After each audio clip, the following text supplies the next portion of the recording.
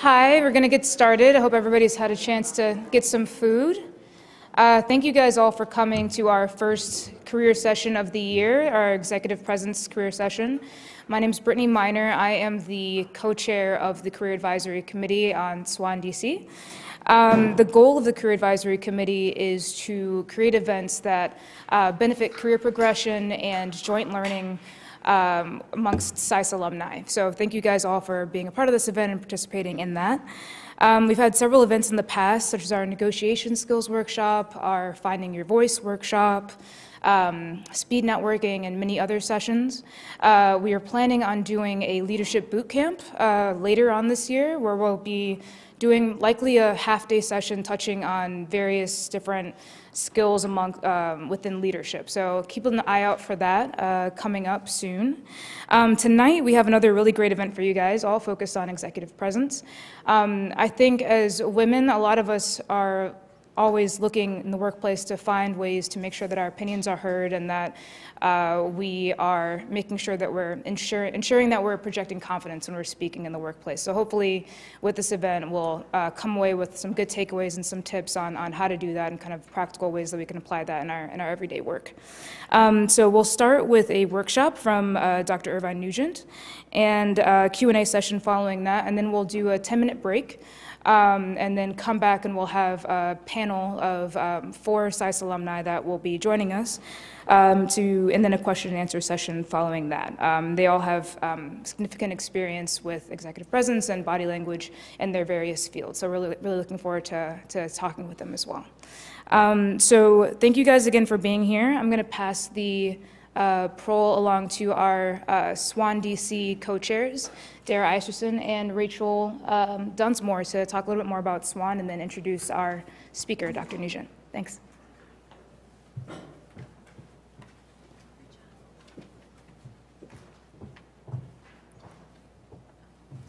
Thank you, Brittany, and good evening, everyone. As Brittany said, my name is Rachel Dunsmore, and I'm the co-chair of the DC Hub of the ScienceBased Women's Alumni Network.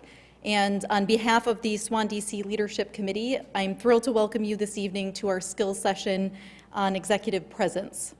One of SWAN's goals is to equip ScienceBased women with the tools and knowledge that they need to excel in their careers, and executive presence is an important leadership skill to hone. Before we begin the formal portion of our event, I would like to remind you of a new feature that SWAN DC has launched, as well as tell you about our next event. First, we're pleased to announce that the SWAN website, swan.strikingly.com, now features a series of podcasts of distinguished ScienceBased alumni. Our first podcast features Carmen Suro Brady. She's in our audience today and is a former Assistant U.S. Trade Representative. Our second one features Edie Quintrell, a former Vice President at OPIC. And the latest one features Elizabeth Madigan Jost, who is the Executive Director at Morgan Stanley. Through the podcasts, you can learn about how they became leaders in their respective fields, as well as their career advice. They're definitely worth a listen if you haven't already. We're also excited to announce that we're bringing back our Power Lunch event this spring. It's going to take place on Thursday, April 19th at noon in the Hamilton Restaurant. Our speaker this year is the Honorable Lori Fitzpagato, class of '86, who's currently at the Livingston Group and is the former Assistant Secretary and Director General of the U.S. and Foreign Commercial Service at the Department of Commerce. Her thoughts on trade and investment topics are sure to be very interesting, and she'll also share her insights on the keys to her career success. You'll find the link to register for this event in your program. Finally, I'd also like to remind you of the upcoming conference that our student counterparts, the Global Women in Leadership Group, organize every year.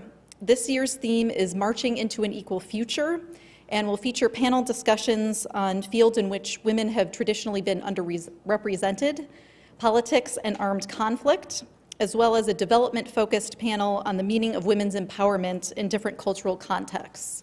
It takes place on Thursday, March 29th, and you can find more details as well as register for the conference at sciencewwomenlead.org. So with that, I would like to call upon my SWAN DC co-chair, Dara Iserson, to get our event started by introducing our workshop facilitator, Dr. Irvine Nugent. Thank you, Rachel. I am Dara Iserson, and I am a SWAN DC Hub co-chair.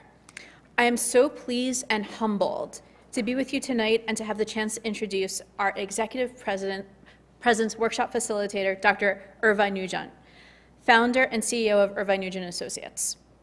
Born and raised in Northern Ireland, he has witnessed firsthand how communication breaks down and how people can fail to listen to each other, and that in the event tears apart a society.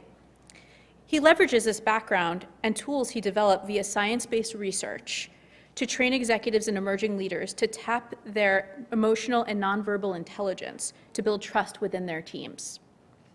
He is a graduate of the Executive Coaching Program from Georgetown University and is an ICF Certified Professional Certified Coach. Without further ado, please join me in welcoming Dr. Irvine Nugent to the stage.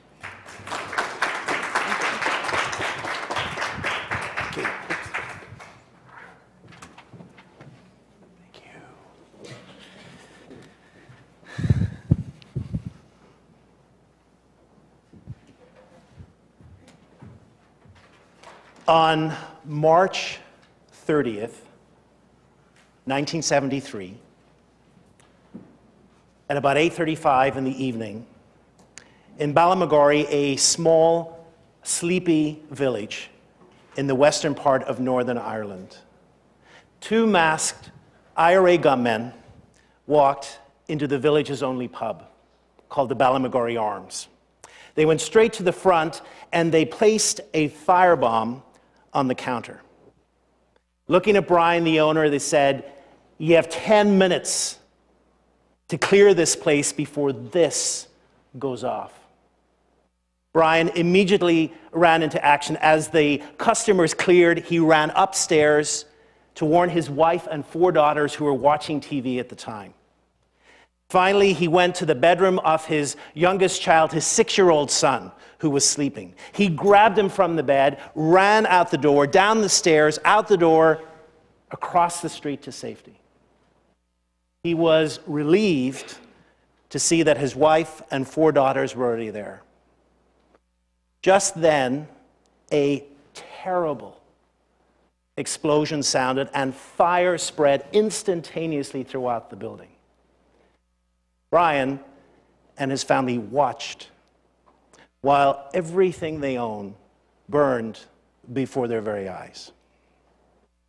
Still, holding tightly to his son, Brian raised a clenched fist and in an act of defiance said, "Watch me build again." Brian was my father, and I still remember the clenched fist. I still remember the look of his face when he woke me that terrible evening. I still remember the look of my mother and sisters in the days afterwards. And I tell you that story because a question I often get is, what got you into nonverbal communication, and why would you choose a field like that? And I think, as the intro said, it's because of situations like this. When society is pulled apart by conflict, and conflict based on a breakdown of an ability to speak with each other. And so part of my passion is, how do we enable better communication? How do we mend? How do we enable that we all have a voice at the table?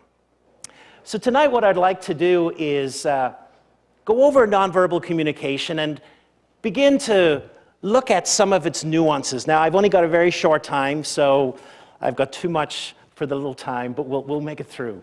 I want to go back about 13 years before that evening, because when you talk about the importance of nonverbal, something happened on September 26, 1960, that is incredibly important in the world of nonverbal communication. Does anyone know what happened on September 26, 1960? Yes. You absolutely, gold star. Something happened in that debate that brought to the world something's going on non-verbally that we need to pay attention to. So what I would like to do is I want to play you the first couple of seconds of that debate. Neither candidate will say a word. And I just want you to be curious, and I want you to notice what is it you see.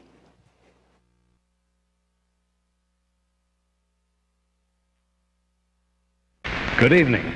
The television and radio stations of the United States and their affiliated stations are proud to provide facilities for a discussion of issues in the current political campaign by the two major candidates for the presidency. The candidates need no introduction. The Republican candidate, Vice President Richard M. Nixon, and the Democratic candidate, Senator John F. Kennedy. Okay. Now, at your tables, break into ones or twos or threes, whatever's comfortable. Just have 2 minutes of discussion. What did you notice? What struck you?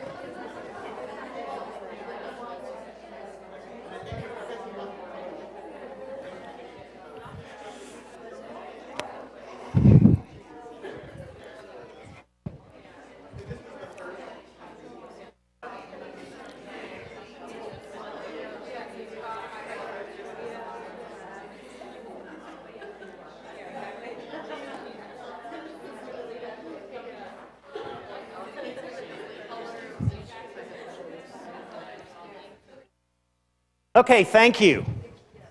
Let me just put this in a little bit of context, because what happened after that debate was something really interesting. Now, I'm sure many of you know, but if you don't, there was a significant part of the population that did not have TVs yet and did not watch this on television, but rather still watched it on radio. And what happened after that was a divide. A huge divide, and quite as significant in each side. Those who watched the television say that Kennedy won. Those who listened on radio say that Nixon won. And so people are saying, what went on? So what did you notice? Yes?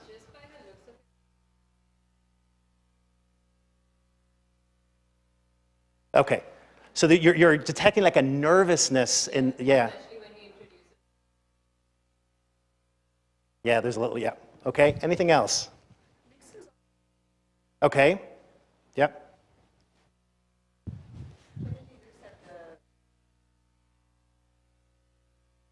Absolutely.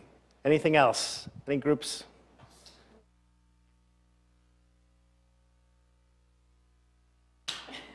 Okay. Absolutely, thank you.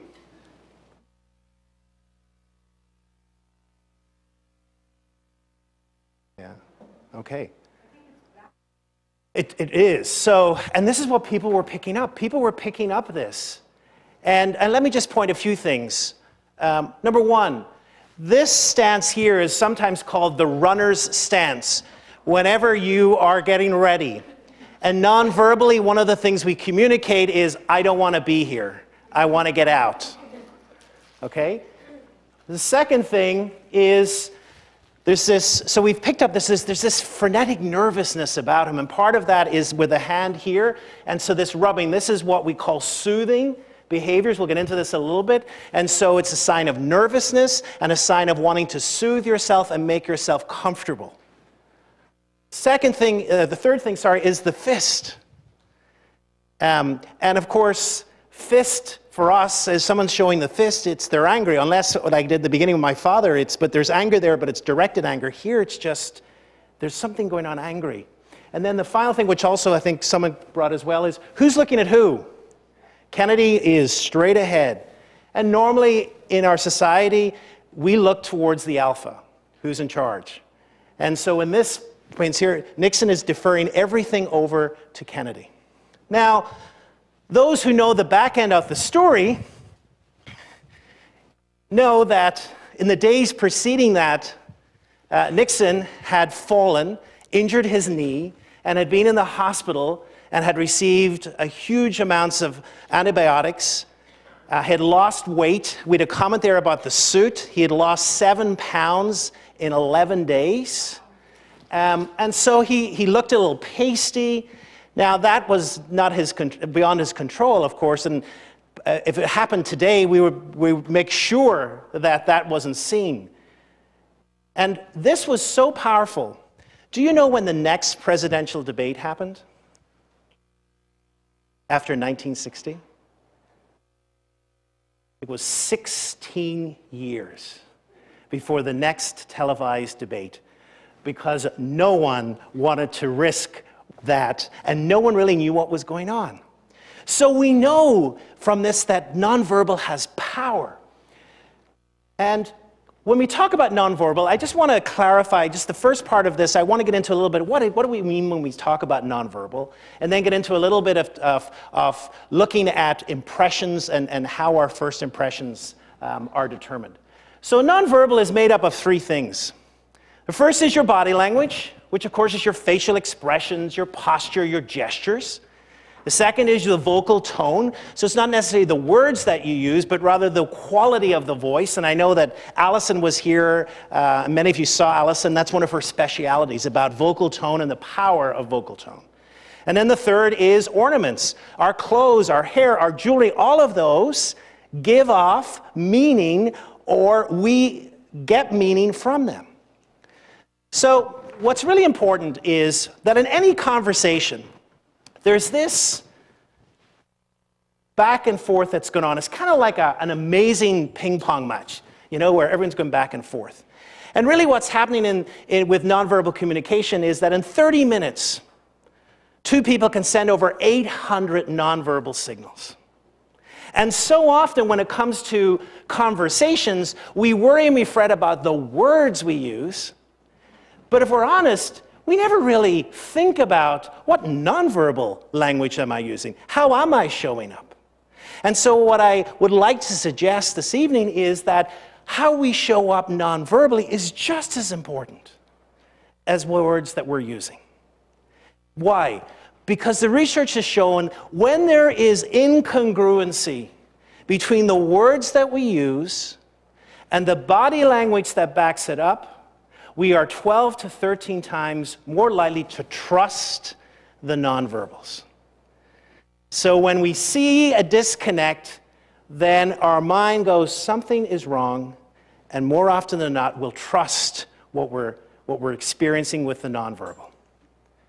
Now, when it comes to nonverbal and gestures, there are 3 different things. Now, out in the world, you always get these little posts, like if you do this here, it means one thing, but if you do it here, it means another thing. And it's correct to call these emblems. What is an emblem? An emblem is any gesture over which you don't need any explanation. By its very self, it tells you what exactly it means.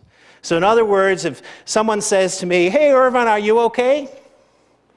You don't need me to say anything.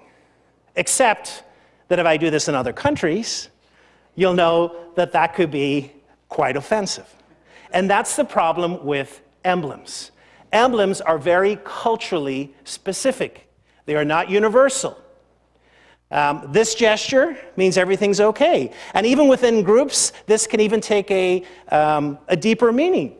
My first job out of college, I went to college in University of Manchester in England.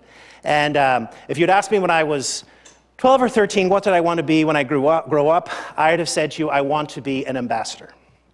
Don't know why, that's what I wanted to be. And so my first job was working in the Foreign Office, and it was nothing glorious. I basically made tea and brought sandwiches, but I was in the building. And I was given a great piece of advice the first week, and that was get to know Judy, who is the receptionist at the front, because Judy knows everything. And so I did. And all of a sudden, Judy started giving me signals. Some days were this, some days were that. And what this meant was it would be a good day because the boss, as we like to say, was medicated. this would be a bad day because he wasn't. And what was interesting, just that symbol of hers had an even deeper meaning within that subculture that we were part of. So much so that when I was giving tea and sandwiches out on this type of day, there was laughter in the halls. Everyone was enjoying life. They would have more tea and sandwiches. On a day like this, I would come back and hardly anything was eaten and nothing was drunk. So, emblems. Second, illustrators. So illustrators are kind of like conversational marks. And when we're discussing, they help accent what we are saying. So if I say to you today, I'm going to talk about two things. I'm going to talk about nonverbal and what nonverbal means, and then I'm going to talk a little bit about first impressions. So it helps emphasize this is very powerful.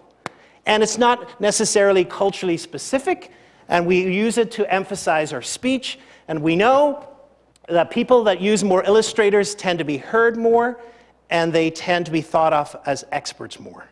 I did a fascinating study as part of a little science group I'm a member of. We looked at TED Talks.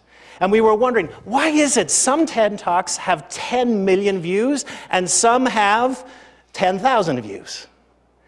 And when we dissected some of these TED Talks, one of the interesting differences between each one was the amount of illustrators that was used. On average, for those that had over 9 million views, there were 474 illustrators used, and for those who had less, were less than 200 illustrators. I don't know if that was the only thing, but certainly it was adding to it. And then the third is manipulators. Manipulators is when you manipulate one part of your body with another. And so in nonverbal world, manipulators can be comfort. So when we touch our arms, or we preen, we rub our hair, or we're picking, or we're fixing our tie, all these are manipulators. So those are the three areas that we generally talk about when it comes to gestures. Now, because of the school that you're graduates of, I was asked to touch a little bit about the intersection of culture and nonverbal. Now, that could take a whole couple of hours itself. But what I want to do is I just want to touch upon very, very briefly things to be very cognizant about culturally when it comes to the intersection of culture and nonverbal. So what's important to ask is, when you're looking at a culture, the first thing is this culture individualist versus collectivist? And so what we find, a culture which emphasizes much more individuality tends to have body language that is more independent. The space requirements are a little bit more. And second and thirdly, people are more likely to tell their opinion, whether you want it or not.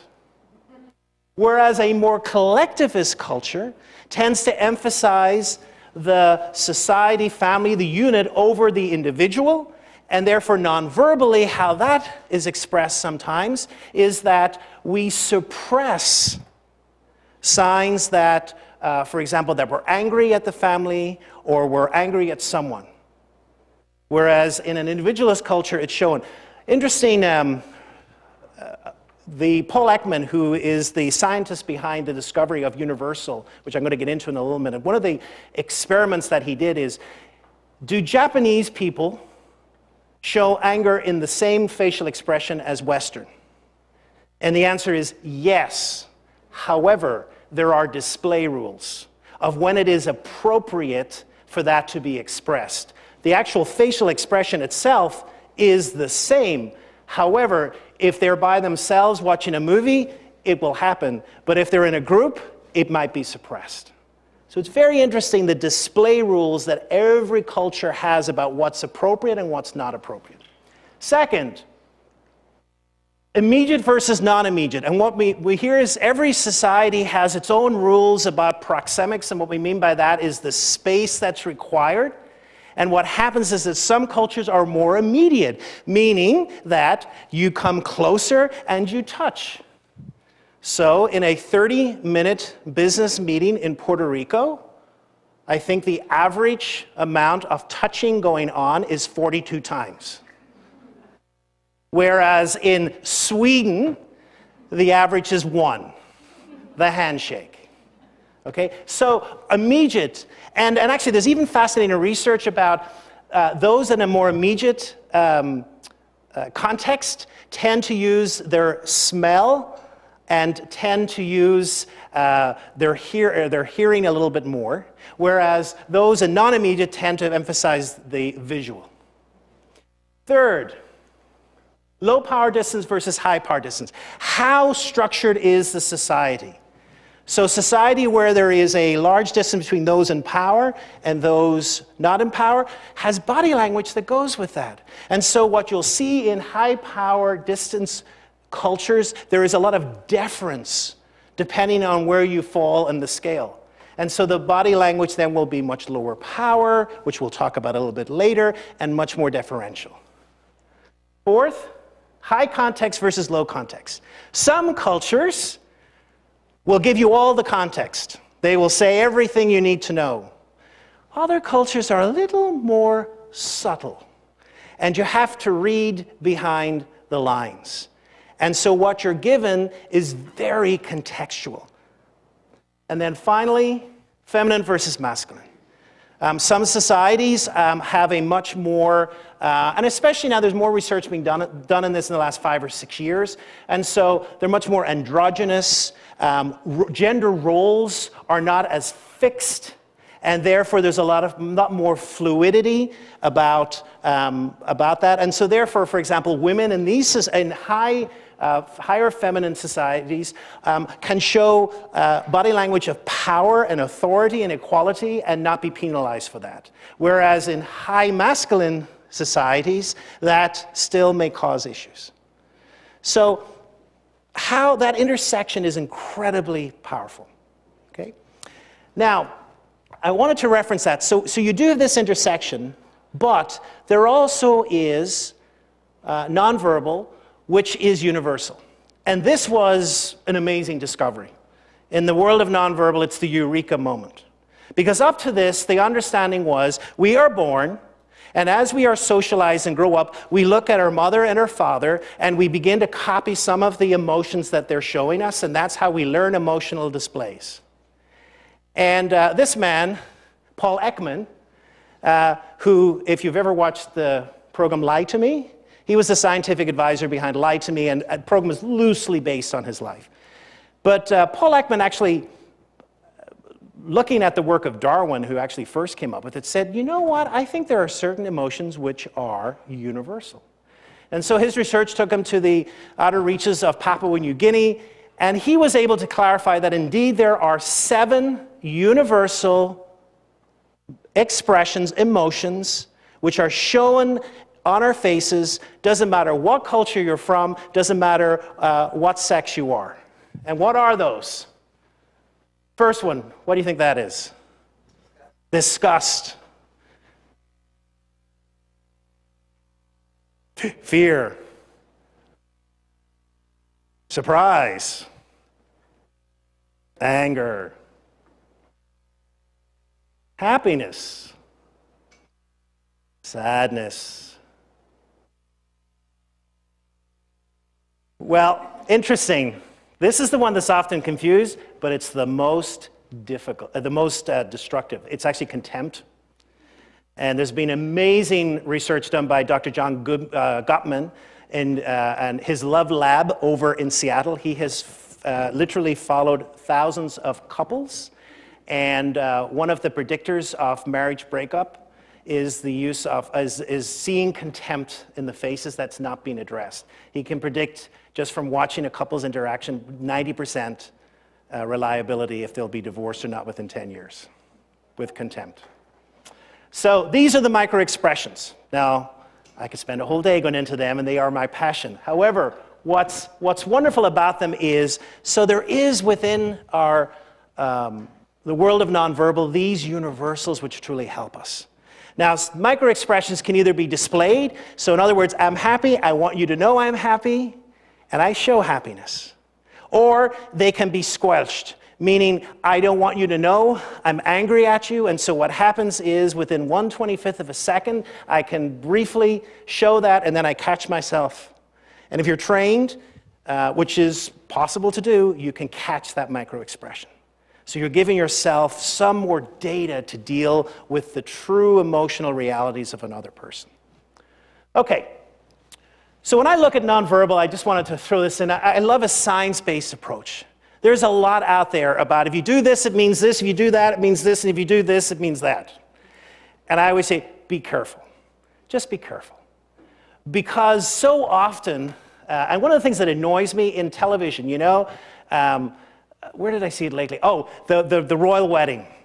And Harry was walking, and the picture had Harry like this. Well, we had this one-page expose of what this meant. Which I always say, well, it's a picture, which is a frame, so we don't know what was happening before, we don't know what was happening after, and we certainly don't know what psychologically what's going up here because he does this.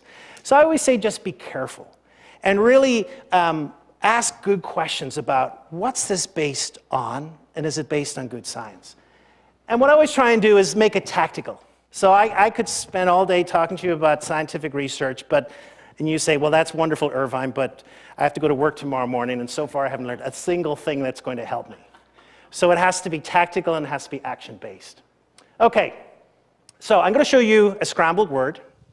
It's going to last for 7 seconds, and I'd like to know if anyone can guess what the word is.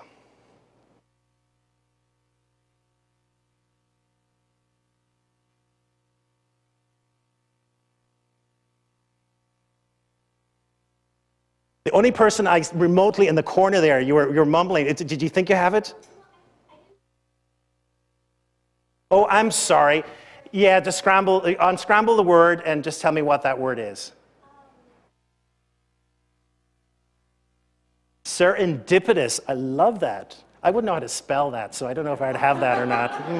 The word was impression. Now, I left it there for 7 seconds for a reason. Because the research shows us that you have 7 seconds for your first impression. Before you ever even open your mouth, people are forming impressions about you. You know, I work with a lot of speakers, and so, you know, sometimes the very getting on the stage can take 7 seconds, and they're so worried about the first, and I say, wait. This is just as important as that first. What do you mean it's just, yep. People have started, in fact, you started forming your opinion as soon as I got up. So the important thing then is if we have that, why is it important? And here's a little proof. It comes from Frank Bernini's study, which is fascinating. So what he did is he took a group of people who were being interviewed. And he videotaped the interview, which lasted 20 minutes long. And then this interview was given to people to assess, experts in the field. And they were assessed for warmth, competence, and confidence. And then what he did is that he took that same footage and then he spliced it to the first 20 seconds. So basically all people saw was the candidate walking in, shaking their hand, sitting down, no verbal interaction. And what was amazing is even with the 20 seconds, you would think, well, maybe, you know, I don't know, maybe they'll be able to assess if they're confident or something. But what happened was that the same people who were judged superior and should be given the job were the same people who were judged superior and should be given the job just with 20 seconds. That thin slicing, as Malcolm Gladwell calls it. So something's happening in that first impression that we get. Another psychologist, Grunwald, says, you know, our brains treat first impressions kind of like rules. And so when we get a first impression, we have a rule about that. And then when something happens, we don't necessarily say, I was wrong, but rather we say something else. So say, for example, I go to Dara, we're talking, and Dara says, God, you know, Irvine's pretty boring. And then I come the next day, and I have a conversation, and I'm really exciting. And then Dara says, you know, Irvine was pretty exciting today for a boring person. We're still holding on to that. And so it takes a longer time. Not that you can't change it, you can. But it isn't just changed by the next event. It actually takes a little longer for that residual first impression to wear off. So the first impression happens the moment you see someone. Now, I wanted to touch a little bit about presence. And there's some interesting research. You know, if I said to you, name a charismatic person. Name a charismatic person. Who do you think is charismatic? Barack Obama. Who else? No, charismatic. Just who you think is a charismatic person. Okay, President Trump. Anyone else? I didn't hear it. Oh, sorry. Matthew McConaughey. Absolutely, especially in that Lincoln. Yep. Anyone else? Oprah. Great, we all have our own. Now I ask the question, what is charisma? And there's like, well, it's, you know, it's like there's a little bit of this, a little bit of that, and most people, we struggle. It's such a nebulous term. And there's some interesting research out of Harvard Business School which talks about some of the key ingredients, and not that they have everything there, but I love this, what they say.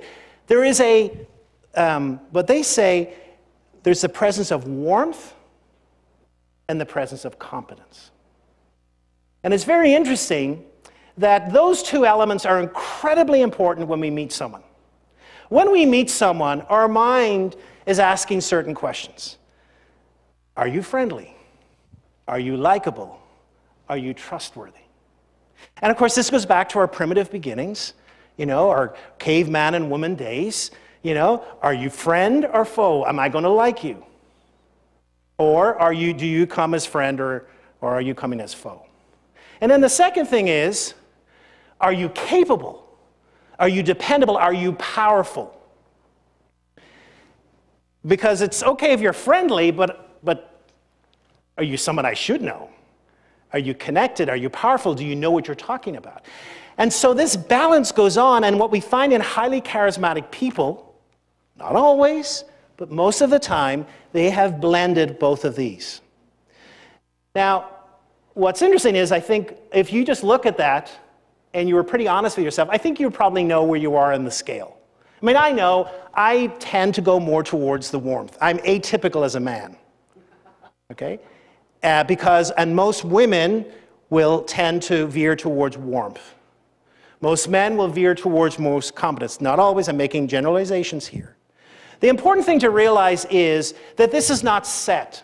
And what I encourage the clients that I work with is know where your default is, know what you have to amp up. So if you're a highly competent person, you may want to learn certain skills that help you be warmer, that help you build trust, that help you build friendliness.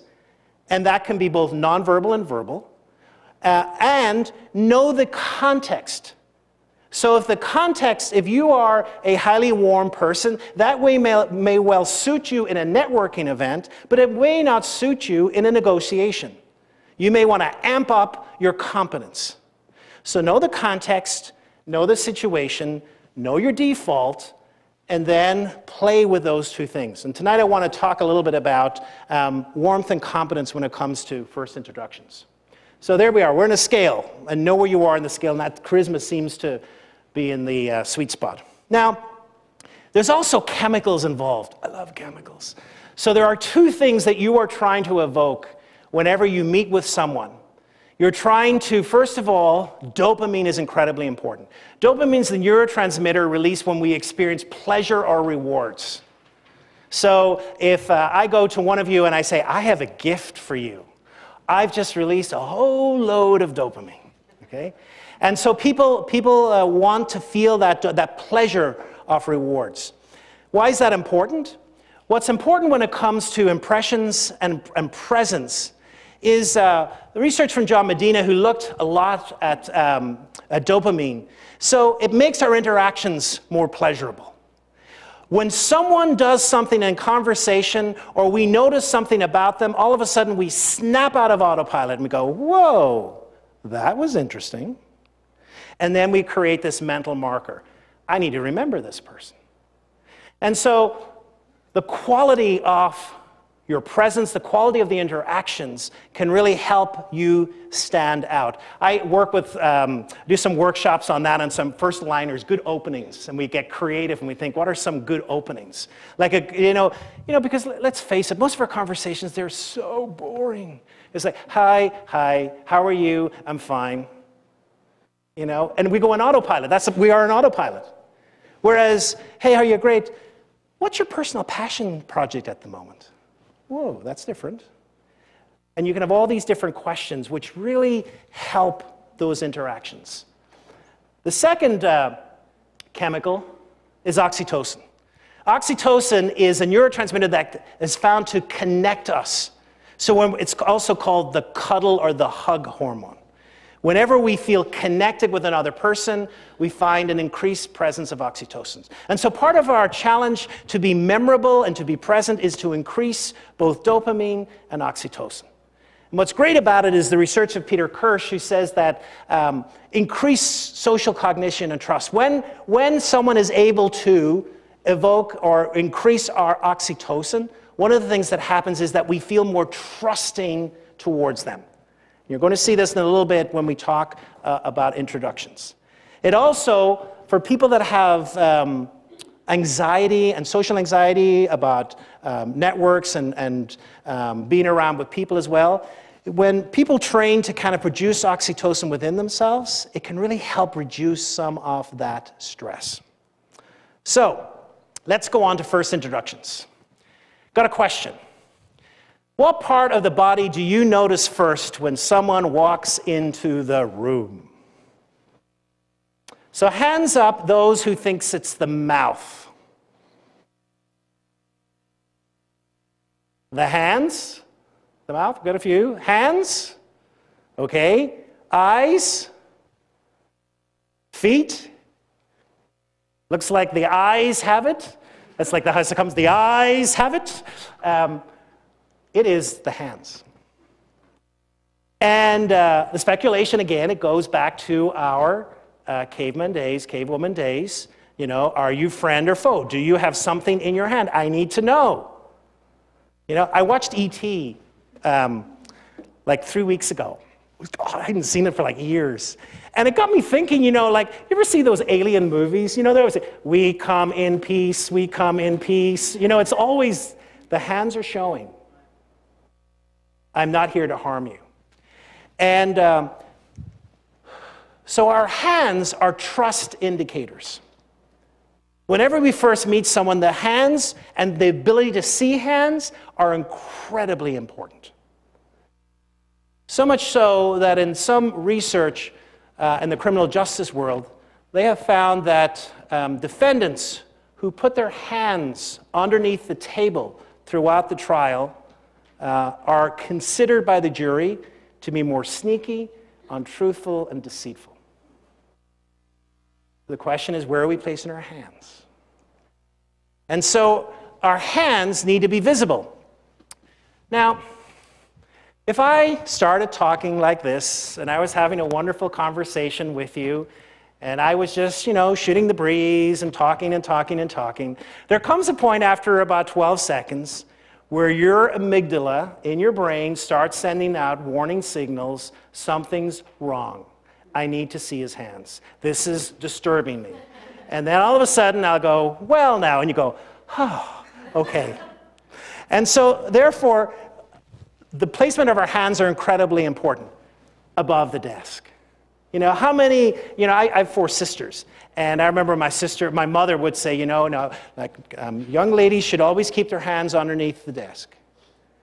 And I don't know if that's culturally polite or not. What I will tell you, it's a disaster for building trust. And so keep the hands above the desk and avoid men, well, there's not too many men here, but, we love the old pocket jingle and there. So that's, keep it out of the pocket. And then the other thing with the hands as well is use the gestures. Avoid blocking.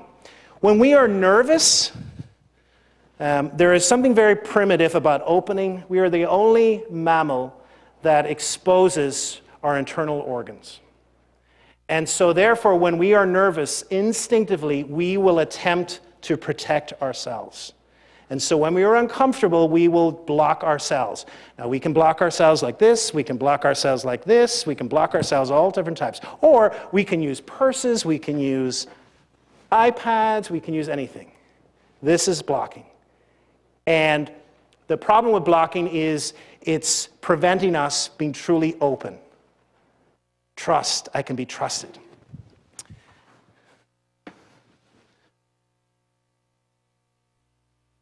Now, handshakes. A handshake, because it releases oxytocin, can be worth 3 hours of FaceTime. You say, what? And this is some amazing research by Paul Zak, who has done a lot of work with oxytocin. So what's happening here is the power of touch, haptics, that's what we call it. So whenever we touch someone, oxytocin is released. And so therefore, you know, handshakes are kind of just assumed. How many here were taught how to shake their hand? Oh, I'm impressed. Most often it doesn't happen. We just do it. And yet how we shake our hands is incredibly important. It's one of our first impressions. You know, is it vertical? Is it dry? Or firm or not too firm? Watch the person who shakes your hand. What are they trying to do with it? Very often, if you've got a person who's trying to overemphasize their power, what they'll do is they will turn your hand and you will have your wrist exposed. It's a very vulnerable position to be in, and the person is dominating their power. I mean, just YouTube political handshakes, and you will go into these great power battles, you know, of who's going to win and what's going to happen, you know, with that. But what I want to do is show you actually I don't have time. Okay, what I want to do is, we're going to have some practice. I want people just to give feedback on their handshake. So we've never done this. So the setting is this: you're at a networking event, just go up to a person, and if you don't know the person even better, just say, hi, this is my name, and then just pause after the handshake, and just give each other a brief second of you know, that felt good. If you're curious if your handshake is a little bit limp, or it's firm or too firm, if you've got the grips of death, you know, is it okay? Do we give permission to give honest feedback? Yeah, okay, great. So off you go. Meet someone, shake their hand, give them a comment on their handshake.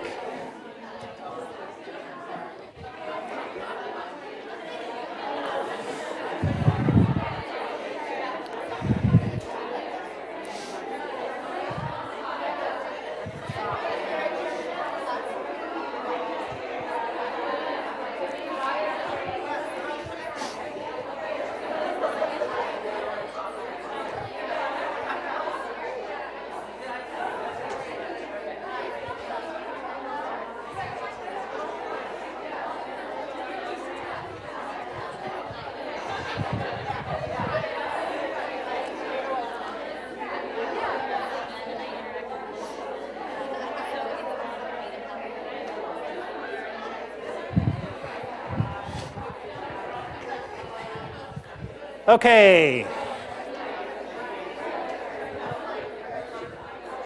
Thank you. You can be seated now. I love doing that because we just released buckets load of oxytocin, and you're all feeling kind of good and settled in now. Okay. Gaze. When you meet someone, let's talk a little bit about our gaze, because eye contact as well releases that magical neurotransmitter oxytocin. So wherever our eyes meet. Now, eye gaze, of course, is highly cultural. What's permitted in one culture is not permitted in another culture. So let's say for intent and purposes, tonight we'll talk about our Western culture here. Okay? But it does differ, and it's very important to know the culture you're in. Now, there are 3 types of gazes. And it's important to know what your default is and what kind of impression you're trying to do. So the first gaze is power gazing. Power gazing is the shift between the eyes that goes to the forehead. And it is normally used by those who feel power or are trying to create power. It also tends to be the default for a lot of men, for most men. The second is social gazing.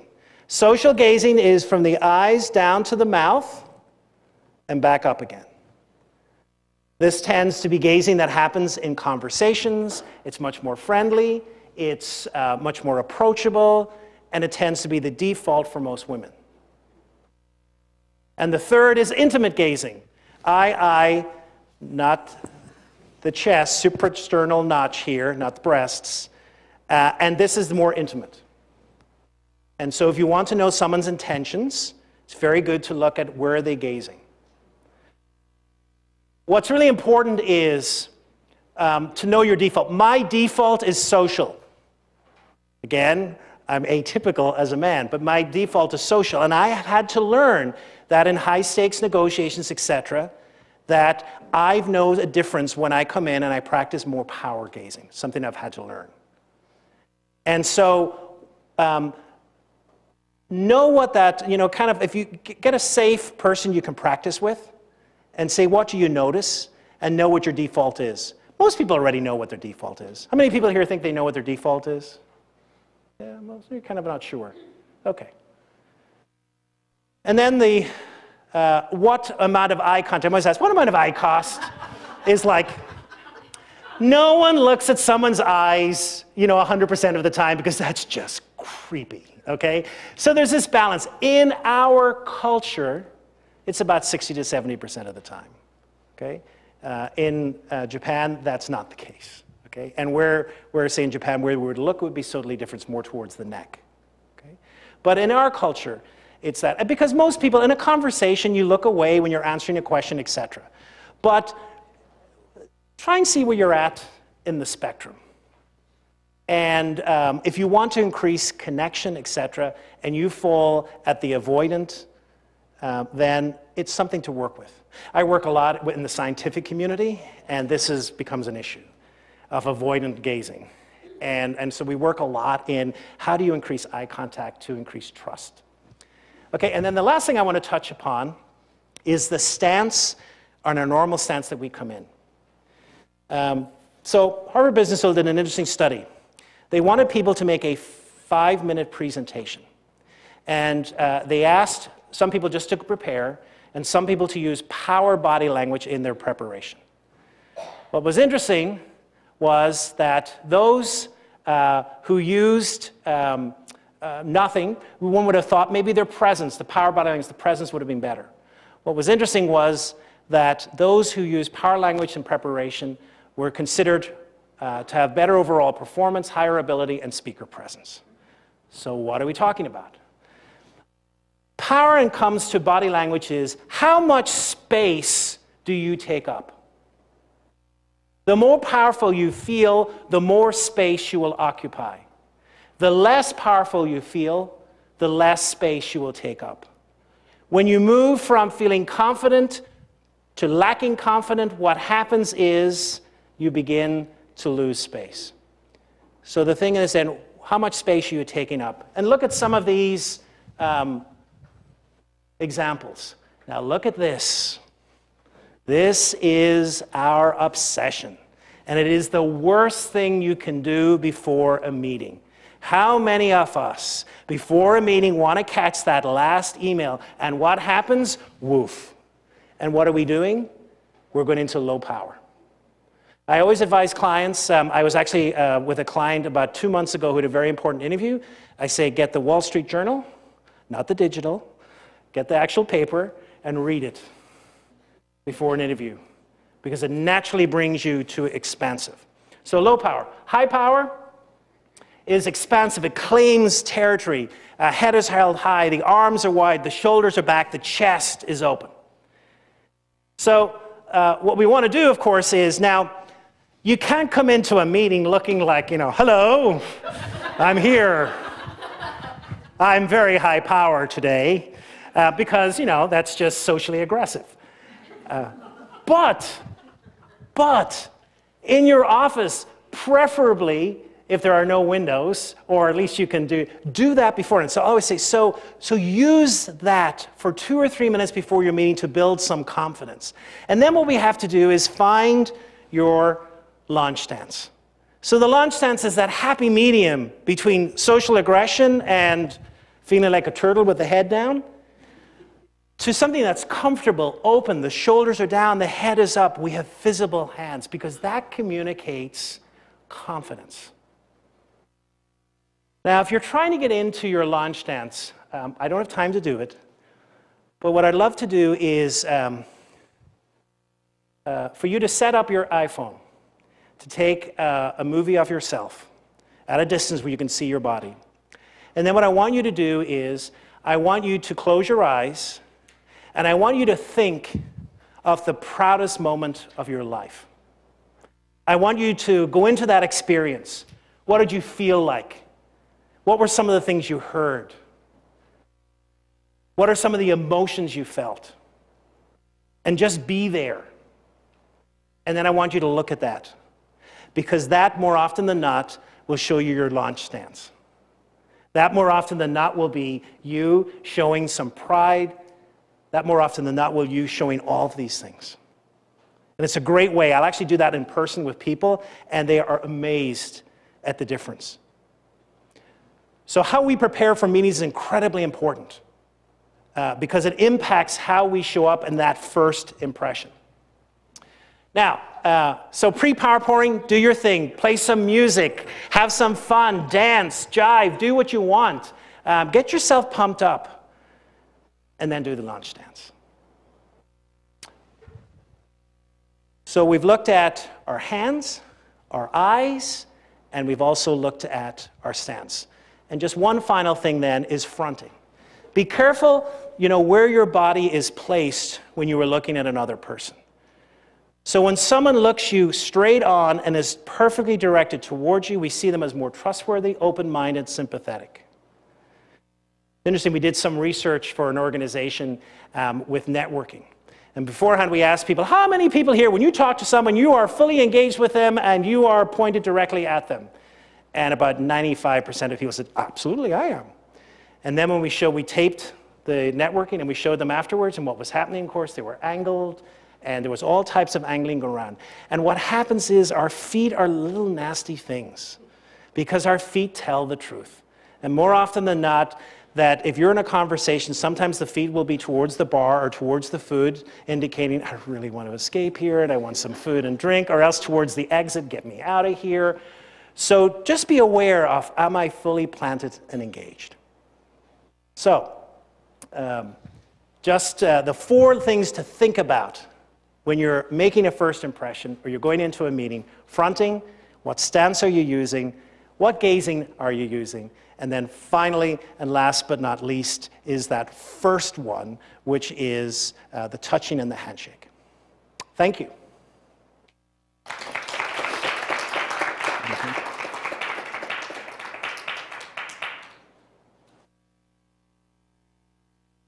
Okay, really short trip, because I was a bad boy and I talked too much. What questions can I help you with?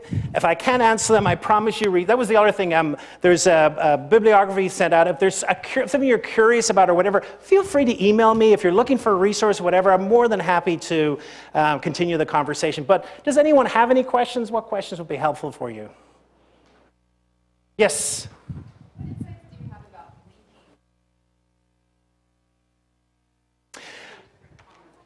So I do a lot of work with assessment detection, so kind of really credibility. So the first thing is your baseline. So some people whose base, and what I mean by baseline is what's your normal rate? So you have a normal blink rate. And for some people it's quick, for some people it's not. I was actually, just came back from a meeting in Manchester in the UK, and I sat next to this guy who was a fraud auditor for the European Bank. Oh my God, that man had the highest blink rate in the history of the world. It was frenetic. I thought he was going to take off. But that was his baseline. And what was interesting is we were doing some studies around deception, and he was put on the hot seat. And one of the giveaways that he was actually telling us a lie was that his blink rate slowed down. So your actual blink, there are norms around blink rates, but don't read too much in unless you're actually looking for deception or assessment, and then it's the change from the baseline. But you need to know the baseline. Yeah. Yes?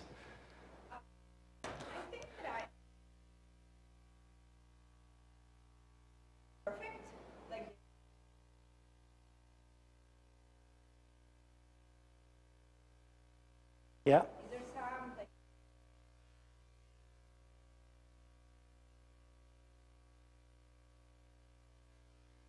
So my experience is this, that don't let your personality be blinded by this. So there's a combination here, and I think sometimes I know the kind of person you're talking about. It's almost like overly groomed and overly presented, and so I think there's a balance that you want to show your personality as well, and I think that's an important question. The important question for each of us is, what is our personality? How do I want to show up at this meeting? What is the type of person that I want them to meet?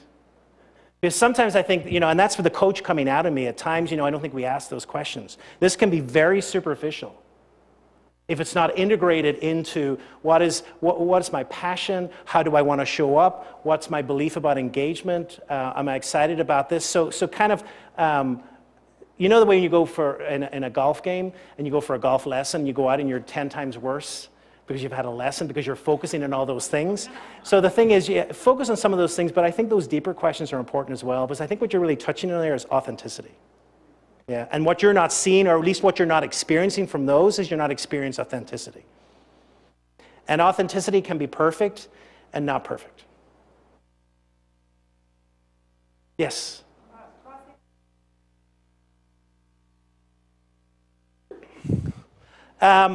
Again, sometimes your baseline is comfortable. When I'm in a group setting, this is my comfort zone, I think we read far too much into if you cross your legs. I think what I don't want to see happening is that everyone's like, we're so nervous, etc. But, so I think you can cross your legs and still be very open and approachable. It's another thing to be crossing the legs and then all the message you're giving off is, I am not approachable. I think that's more important. What signal am I giving off? Sometimes this is comfortable for people. So the important thing is, am I approachable, am I not? That's it. Okay, I will be around all evening. Please feel free to ask whatever questions. Thank you so much.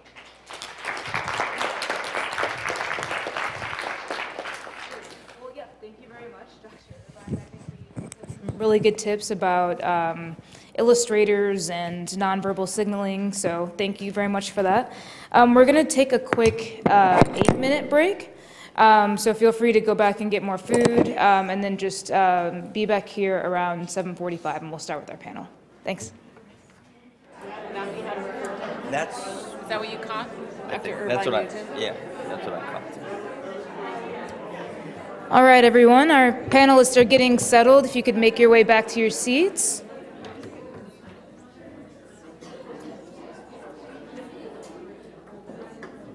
Okay. Great. So we have a great panel for you guys tonight. Some Science alumni who've been very generous with their time to come and speak with us about their experiences with executive presence and body language in their various sectors and their careers that they work in. The panel will be moderated by SWAN's own Salima Villani. She is the founder and COO of Innovazing and also my career advisory co-chair. Salima works with Innovazing, which provides leadership development training focused on emotional intelligence to nonprofits, higher education institutions, Fortune 500 companies, and government agencies. Aside from launching 5 fast-growing ventures across 4 countries, including Brazil's largest and top-rated Portuguese school, she's also provided consulting for over 12 years to a wide spectrum of organizations. Salima teaches entrepreneurship at Johns Hopkins University, SCICE, and is a faculty member of Mevasive Leadership Institute. She also co-leads the World Bank's largest and most inclusive mentoring program, and is co-chair of career advisory networks of SWAN. Salima is fluent in 5 languages and has spent most of her professional life between Brazil, Canada, the Dominican Republic, Italy, and the USA. So I will let Salima introduce the rest of our panel, and I'll let her kick it off. Thanks. Thank you, Brittany. So yeah, we had an excellent workshop. Thanks, Dr. Irvine, again. And we learned a lot about the importance of first impressions. We learned a lot about body language, executive presence in general. And so now it's time to really, start a conversation and talk to some of our alums and learn about their experiences, some of their stories, using body language or, leadership presence, or whatever you want to call it, executive presence, body language, in their professional and personal lives. And actually, social psychologist and Harvard Business School professor Amy Cuddy, has anyone listened to her TED Talk on body language? So she says that your body language may shape who you are, and body language affects how others see us, but it also may change how we see ourselves. And I think we got to experience a little bit of that and how, your mind and body can affect each other, for example, with the handshake exercise that we did earlier. So I'd like to start off by introducing our panelists. And we're really grateful to have a very diverse panel from the government, private, and development sectors represented here, as well as some leadership coaches. So we're going to have an interesting conversation. I'd like to start off with introducing our first panelist here to my left. Her name is Jennifer Hart. She is an executive coach, trainer, and consultant with a passion for bridging the gaps between leadership and communication and aligning stakeholders with divergent viewpoints. Jennifer founded Intellectualaro with the vision of helping expert practitioners increase their personal impact, be better colleagues, and become great leaders. Jennifer brings more than a decade of leadership experience to her practice and a strong track record of building motivating environments and managing, coaching, and retaining diverse global teams. Next to Jennifer, we have Michelle Quad. Michelle is an expert at McKinsey, a senior expert at McKinsey & Company, focused on capital projects and infrastructure. She is a strategy development professional and has nearly 20 years of experience working on strategic initiatives in both the private and public sectors. She's experienced in evaluating and analyzing existing organizational environment and responding with sound, actionable strategies that result in accelerated enterprise-wide improvement. Next to Michelle, we have Adam Sharon. Adam is Senior Vice President at the Harbor Group. He worked in Congress for 10 years and served as the Communications Director for the Senate Foreign Relations Committee under Ranking Member Ben Cardin and former Chairman Robert Menendez, and on the House Foreign Affairs Committee under former Chairman Howard Berman and Ranking Member Elliot Engel. Prior to joining the Harbor Group, Adam worked at Prime Strategies, a national public affairs firm, where he managed the company's international division. And all the way to your right, we have Laura Goldmark. Laura was most recently Vice President of Economic Growth at DAI. At DAI, she was responsible for the growth and technical quality of a portfolio of over 60 projects in 40 countries, with an average life per project of 4 years and an aggregate contract value of $1.2 billion.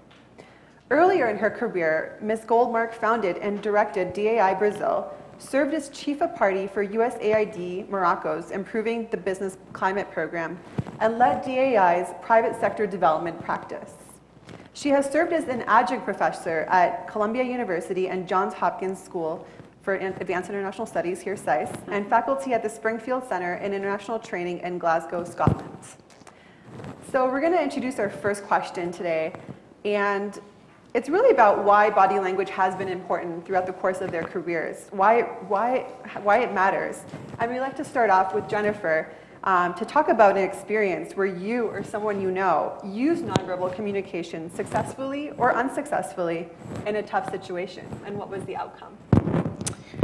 Wow.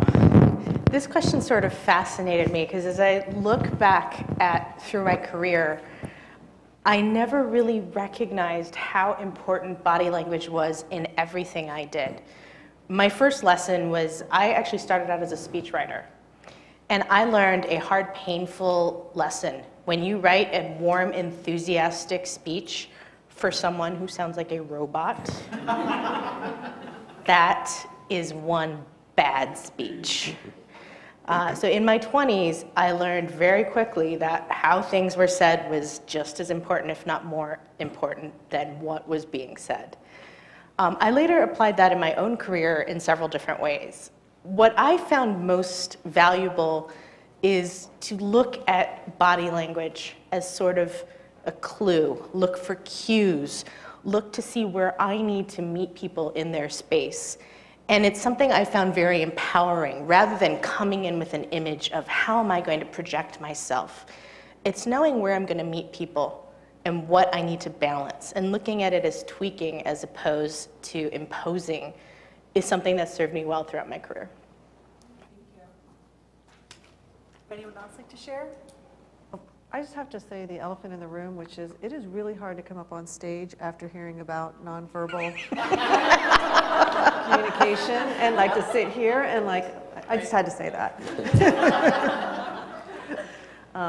Okay, so experience, well, I deal with a lot of very difficult client situations, as well as within the firm, working with a lot of different folks at varying hierarchies where I very often am trying to influence what's happening versus actually being the person in charge in the room.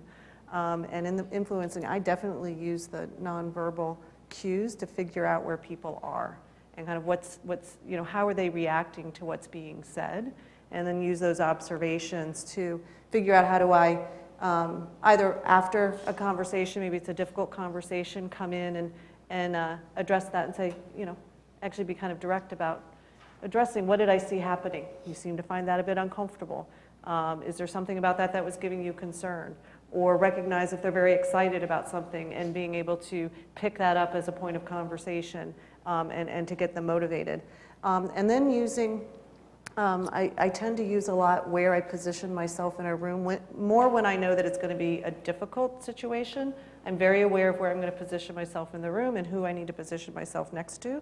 And that's not always the most powerful person. It's just the person that I may need to be across from so I can see what they're doing, or I can be next to so that I can give them some cues that I am aware of what they're experiencing and react to that. So. Great.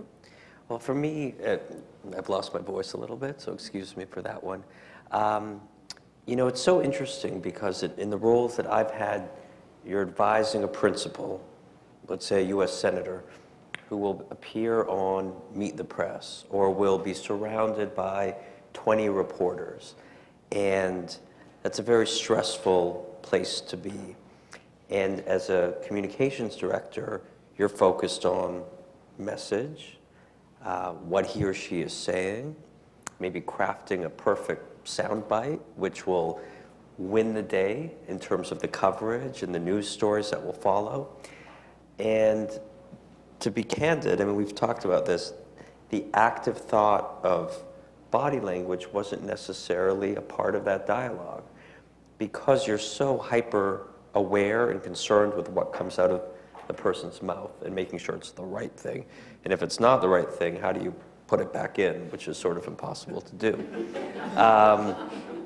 But there is, I would say, a temperament standpoint, a temperament argument to be made that when you're in those situations, a television studio is very cold, yet the lights are very hot and they are on you. And if you have makeup on and all that goes with that experience, and you have 5 minutes to convey probably 3 points, if that, how you physically hold yourself will match what it is that you say. And if you're in command, and if you're in control, and if you're measured, then in your language, then I would hope that the body language follows, or maybe it's co-equal, but it gives off that calming, reassuring, impression to the viewer. And that is how I've sort of worked with the principles that I've advised. Especially, and this is part of the communications argument or part of the dynamic, when you're dealing with a crisis and when you're dealing with difficult questions, when you're dealing with, allegations of wrongdoing, whatever the case may be, that's tough stuff. But if your body is either conveying, I did something wrong, or I'm retreating, then the words almost don't matter because the body is giving the answer. So those are things that I've been cognizant of. But above all, it's how to maintain that your blood pressure doesn't go up, it doesn't go down, the questions are friendly, they're unfriendly, nothing changes. So I just want to say I really appreciate the invitation to this event, and I am learning. So, I like what Jennifer said about, not just thinking about how you're projecting yourself, but where you're meeting somebody. One thing I thought about for this question was it really does depend on what your purpose is or what the context is. So in very often in my work, we are trying to problem solve or trying to be creative and working with teams, and I'll be in a role of facilitating or getting people revved up or getting them energized. And there may be a number of people at the table who all have to walk away with an assignment and be excited to do it. So that is a kind of a stand up, use props, use flip charts, get it going. There are those moments when you're there to solve or to decide or even to mediate. And what I found in those is that timing is really important. Like needing to listen for maybe longer than, I think what I used to do is as soon as I figured out what had to happen, I'd shout it out. And over time, I've learned that you really want to kind of let it play out and figure out at what point you're going to interject and how you just start signaling maybe even before you actually say something. And then the third case I thought about was, and I think you mentioned this, Michelle, is support, right? So I will often choose to maybe sit next to somebody that I think needs that support or those kind of vibes or coaching or whatever it is, or signal otherwise to other people in the room, active support. Thank you. So it sounds like, mastering your own nonverbal communication and being aware of how you show up as a leader, as a human, as a person, is really important. But it's just as important, as Jennifer and some of you have commented, to be aware and be able to read other people's body language and how they're interpreting or perceiving your body language. And so let's go for a deeper dive here. We talked about some challenging situations. Now, what are examples of ways that you've used nonverbal communication to boost your leadership presence in those challenging situations? And what was the impact? Jennifer, would you like to start? That's, when I look back, that is a very hard question for me to answer, because if I'm honest with myself, I think the times that I've been most effective at doing that have been when I've acted without thinking about it. So my big takeaway throughout my career is that being me is really important at the end of the day. One of the reasons I'm really happy to be here is because I'm a real human being. I am not a body language expert. It has been an ongoing journey. I will go home today and think of all of the things I did wrong. So one of the things that's worked for me in challenging situations is I have thought of what is one thing I can do? What is the one thing I want to focus for this situation? Otherwise, it's an ongoing commentary in my head. Open up your chest, stand like this, wait, don't look too aggressive, and you lose yourself. So what I have taught myself to focus on and what I found most effectively works for me is eye contact. And I love what Dr. Nugent said about the 3 different types of eye contact, because without knowing there were actual names to it, that is what I found worked best for me. One look for people who are supportive. If I'm in a contentious negotiation, I can see who's warming to my position. I acknowledge them. Someone who's a detractor, I look at them in a different way. The best thing is someone who's not paying attention or someone who's being dismissive. Previously you'd say, oh, excuse me, can you stop talking, please? I'm speaking. That's actually very disempowering. Just kind of stopping, looking, letting everyone else look at that person, boy, that was way more effective than the school marm approach. And so that's essentially it for me, not making it about something I obsess about. Thank you. I would say the same thing. I don't think about my own as much. I try and, unless there's a particular thing I'm trying to accomplish at that moment, and then I may stop and be aware of, do I need to cue that it's time for me to say something that that I'm actually not pleased with how things are going? Is it my moment to interject that? And then I stop and I'm aware of it, but I'm just authentic. Try and stay engaged. If I am tired, I may then stop and make sure that I'm aware that I'm looking sleepy or I'm getting distracted or I'm doing something else and I need to do things to re-engage. But otherwise, it's staying authentic. It's staying with energy in the room. And I think the cues kind of follow where my energy is coming from. Great. Again, my experience is a little different. Less of the boardroom, conference room, more of a interview, questions, answers kind of format. I think part of it is also being informed and knowing what it is that you are talking about. because that breeds a degree of confidence, and you're assured of what it is that you're saying, and the person who, again, in the scenario I'm giving, a person who has a microphone in their hand, pointing toward you, knows that you are an authentic person, you're informed, and it allows for a less adversarial dialogue. And then what you would hope is that more of this will happen in the future, more interviews and so on. So again, that is not divorced from the body language conversation that we had and are having. It all is part of that rubric of having that confidence, that ability to speak intelligently, oftentimes respond quickly on your feet, off the cuff. And all of that creates for a dynamic whereby the principal, the spokesperson, whoever, becomes a person who's sought after more than once, which is the goal of this thing. So, again, it's that trait of confidence and how it permeates your speech, how it permeates your physical presence, how it informs your views is for me the most important quality to convey that confidence that you want to convey. So I had a kind of a specific story to respond to you, and it was a milestone in my career. Much of my career has been overseas, so in a context where it's a different culture. In this case, I was in North Africa where the language was French, and my mother is French, so I feel I do have I sort of intuitively had some of the ways of communicating. And basically there was a 6-month conversation that was never discussed. So there weren't actually, the words about the situation were not spoken.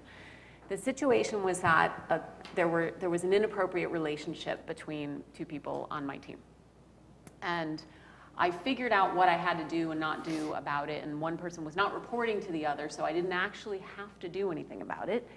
But it was kind of horrifying some of the other people on the team, and due to also cultural issues and norms of sort of what's appropriate. So I had to know and not know. I had to signal what was okay and what was not okay in a number of different situations. And I had to get out of that situation and get through it with, first of all, also kind of putting priority on what's important, right? We're not all here to gossip, or we're not all here to, think about these things. But how to keep those relationships all intact. And I do sort of think about it now that I still have a relationship with all of those people. But it was one of those moments when you sort of say, I'm a public figure. Everybody's looking to see the signal or to see what I do, and then that will be appropriate. And then it was, in this case, it worked. It could have not worked. But it was never spoken about, at least between me and a number of these people. Thank you for sharing your story. Let's go for a little deeper dive here with Jennifer, who talked about some of, when she goes home, what she thinks about and some of the things that she could improve on, and just thinking about different things, age, gender, different challenging situations.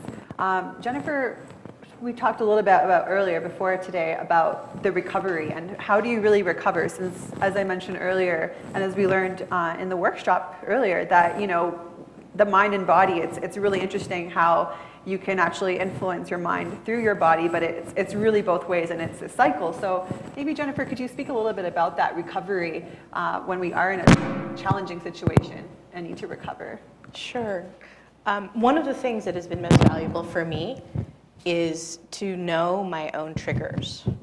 And one of the things that I spoke about at length with Salima is, I know I look young. I am somewhat into my 40s, shall we put it that way? But most people, and I know, boo-hoo, poor you look young, right? Most people don't feel too sympathetic until you imagine me walking into a boardroom to deal with a major crisis. One day, this used to be something that really got me down, really frustrated me. And then one day, someone gave me a really good piece of advice, which was own this. I could actually use people's lowered expectations of me and my abilities to my advantage. And so what used to be something I'd beat myself up over, something that I used to struggle with, be frustrated by, suddenly became my secret weapon. And this is an approach I've taken to a lot of things that I do that relate to body language. Another thing that I do, which is probably going to sound ridiculous until I swear this works, if you're having a really nasty phone call, like a really contentious conference call or discussion, smile while you're on the call. It works.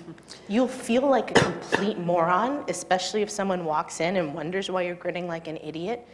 But there is something in what smiling does to warm up your voice, even if the person on the other end of the line can't see you. And little things like this, building a repertoire of mini successes, it's not about walking in and being that perfect, pulled together person, the person you're suspicious of, and I would say rightly so. It's figuring, what are these incremental lessons that I can teach myself to be myself at my best? Thank you. Does anyone else want to share any lessons?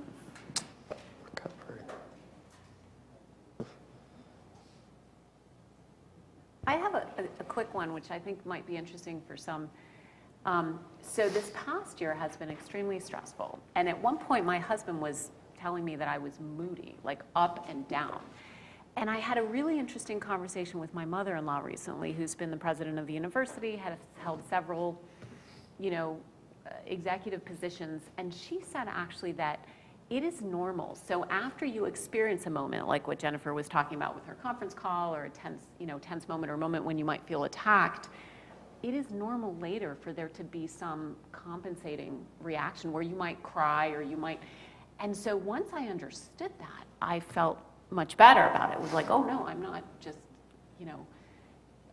too up and down. This is actually a reaction. And then sort of being able to know what it was a reaction to can help you just get through those weeks.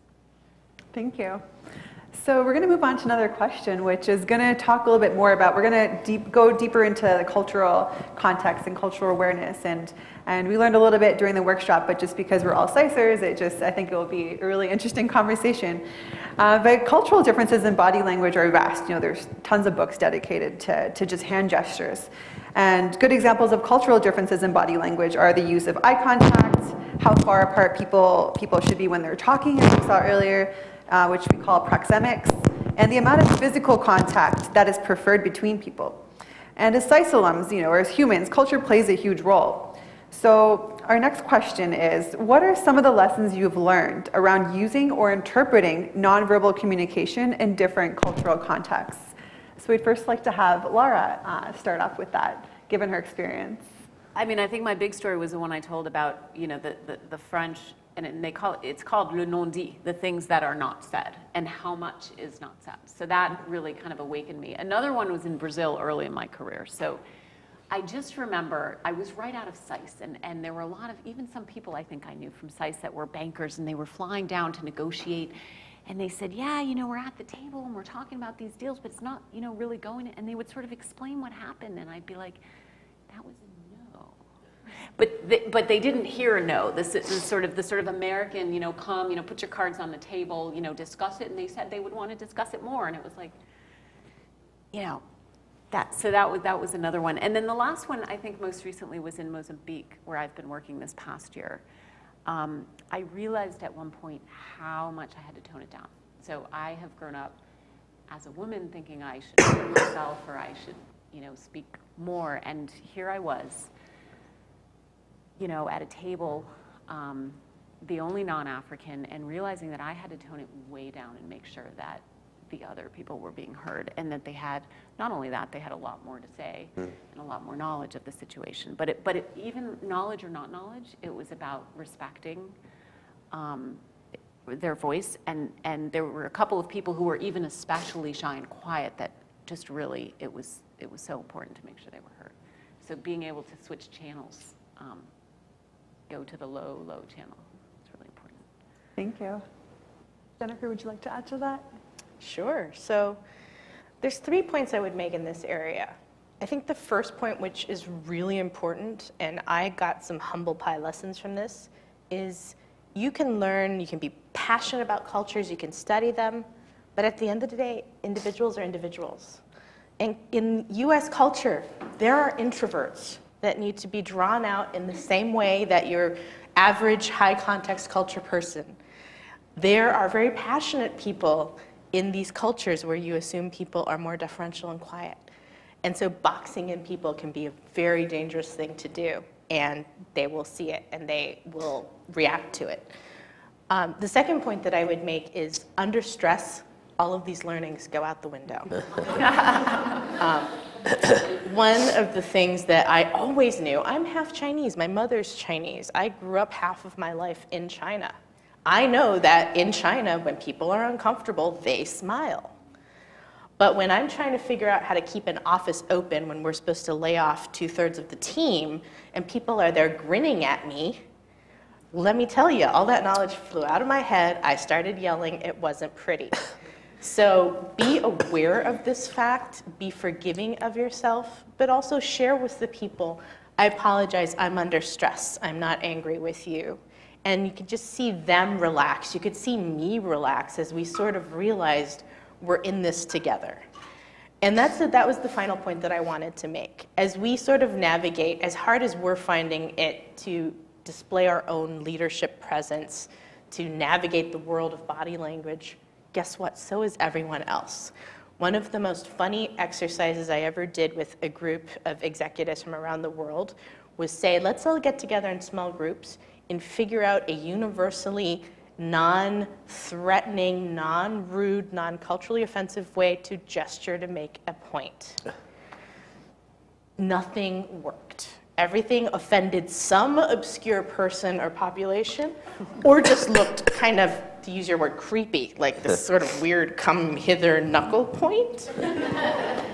And it brings it all down to a very relatable level. Intentions mean a lot, and intentions come through in your body language. If you're open to learning, if you're open to admitting your mistakes, and you're open to being human, sometimes that's the strongest leadership quality you can bring to the table. Thank you. So there's been a lot of discussion around how much we should adapt to, for example, if we have a business meeting and let's just say Brazil or somewhere in Latin America, and we generalize and say, there's a lot of being indirect, beating around the bush in Latin American culture. So as an American or as a Westerner going to a region where they tend to have that, do we adapt to that, or do we invite them to, or do we find somewhere in the middle, or what would you do in that sort of situation, even though you said sometimes all these lessons go out the door? My kryptonite is kissing. I never know when you do 2, when you do 3, and when you do 4. So I've just decided to wear it on my sleeve and say, how many times do you kiss here? And people typically find that pretty funny. But I believe that if I am somewhere, I owe my respect to show that I'm trying. I find it rarely as productive for me to go in and say, I'm here, do things my way. You do, however, have to go in and show the value that you're bringing. You can't just come in and say, oh, hello, I'm here to learn, yay, country X. You show what you bring, but you show what you're open to learning. Yeah, it sounds a lot like the ping pong slide that we saw earlier about mirroring and trying to come onto the same wavelength or the same level, having a balance. And so we'd like to actually open it up to the audience and hear some of your questions for our panelists, whether it's around culture, any questions that you have. Does anyone have any questions? Yep. I have a question, and we're mostly women here, so I'll go ahead and put the elephant out there. When women are expected to be either deferential, even though they might be an executive, or expected to be quiet when they're naturally more verbose and use their hands, what do you do to be authentic for yourself, as you ladies and including yourself have more experience than some of the younger alumni? What do you recommend for finding that balance between being yourself, being what's expected of you, and being who you are? So I have 2 things to say. I first want to go back to the thing about being deferential, and absolutely. So on the one hand, you want to, I see myself as intuitively maybe responding, having been brought up speaking 2 languages and 2 cultures. You get a signal, and you want to transmit a signal back that is so you're getting a signal from somebody about how they want you to be, and you're gonna transmit that back. Now, however, over many years, I got a lot of mileage out of pretending not to notice things. Because, you know, especially if you're negotiating or trying to solve problems or persuade people, you can just be a little naive. And so, you know, I would say you want to match, but you can not notice. That's been my trick for a long time. Does anyone else have anything to add to that? I would say actually, you know, if your self-expectation is that people are going to be expecting you to be deferential because you're a woman, let go of that. If you tend to do things that show you're deferential, the verbal one that I always coach people to stop saying is, I'm sorry. Women will say it for the most ridiculous reasons. They will say, I'm sorry. But you will non-verbally do those things too. Whether it's how you kind of move out of the way or how you get your things out of the way, don't do it. Just drop all those habits. Come in there, take your space, have confidence with who you are. Don't apologize for who you are. Don't look around and watch for them to give you a signal that you're supposed to be deferential. I don't pay attention to any expectations of me being a woman or not a woman. I just go and I present who I am and how I am. And if they're sending off kind of the naive, if they're sending some other signals, I just kind of filter those right out. I don't let that affect the way that I'm coming into the room in any way. And so if they've been doing it, I've been ignoring it, and I just keep moving through. And I'll put out there, like, in my time as a woman coming up, I do not know that many cases where I felt like I was being spoken down to because I was a woman, or I didn't get an opportunity because I was a woman. And I suspect that some things were happening around me that people, you know, did want me to behave differently than I was, but I just ignored it. I just didn't pay attention to it, and I was who I was, and I didn't apologize for that. And if I wasn't confident in my capabilities or what my knowledge was, you know, I probably showed some insecurity because of that. Well, then I needed to work on my confidence, and I need to work on my knowledge so I could present myself differently. So try and filter those out, filter out those expectations. Watch if you do some things that verbally or non-verbally, you know, do show deference. Like, let go of that and just, you know, be present at the table, know that you're there for a reason, and bring that confidence in with you. Thank you. Who else would like to ask a question? Yep. I don't really have a question, but I'd like to share some wonderful advice that a colleague gave to me a couple of years ago when I received a high-level assignment at the UN World Food Program headquarters in Rome at D1 level. And there are very few American women that make it to these senior ranks at the United Nations for a number of reasons, mostly because they don't like American women. I think that's pretty much true. And it's often because we just work harder, we work faster, and we kind of cut through some of the niceties and the massaging of the egos and the deference and some of these other things. But at the same time, you want to do a good job, but you also kind of want people to like you. So the cultural difference of being an American woman in a setting in which there are no other American women at your level can be quite off-putting, particularly when nobody asks you what you think and the meeting's over before you raise your hand. So one of my colleagues, a Brazilian, said to me, he said, Brenda, let me give you some advice. He said, the next time somebody asks you to do something, ask them how long you think it should take you to do it. He said, you're just too fast. And I said, what? He goes, no, I'm serious. Ask them how long you think it would take you to do it. And so I would smile and say, wow, what a great assignment. How long do you think it will take you to do this? And they would say, like, 2 months. And I'm like, really? They said, 2 months. I said, perfect. I will have it done in less than 2 months, I promise. And that's how long it would take me to do it. And that was how long it took me to sort of figure out how to get along with my colleagues, because that was how long it would take them to do it. And it was not necessarily that I couldn't do it faster, but they actually didn't want me to do it faster because it was a process and it was uncomfortable for everyone. So just to sort of be mindful that being the fastest is not necessarily the road to getting along with your colleagues. Thank you for sharing that. I think we have time for 1 or 2 more questions or comments.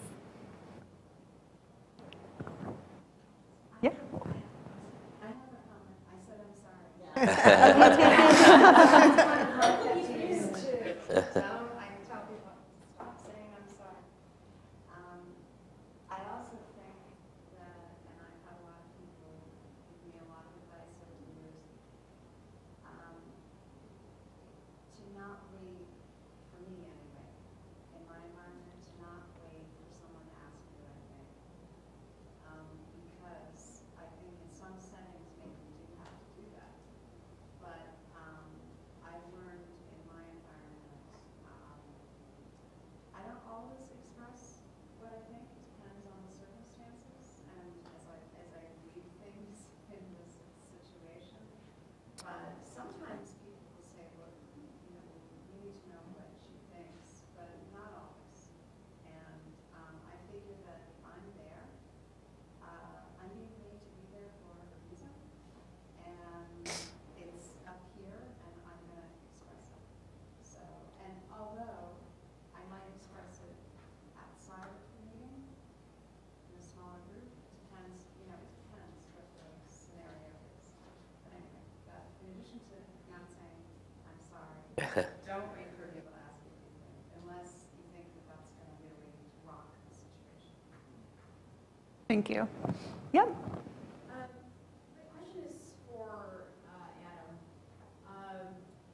Given your background, when you're trying to show that you can be honest and open, but at the same time really can't share information, and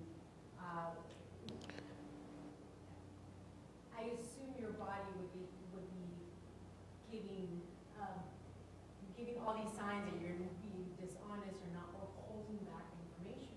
But if you have to, you know, what are some strategies to do that? Oftentimes you have to not share. But I guess from a physical standpoint, I'm always sort of leaning in that I'm confident in what it is that I'm saying, and then I'm not, my eyes aren't darting around, I'm not, you know, all those sort of obvious ones. When you can't answer, you can't answer, but there's plenty of things that you can answer. And that's part of the game that I have to play with the reporters that I engage with. You know, it's not behind that curtain, it's that curtain. Or I know what path you're going on, let me reorient you.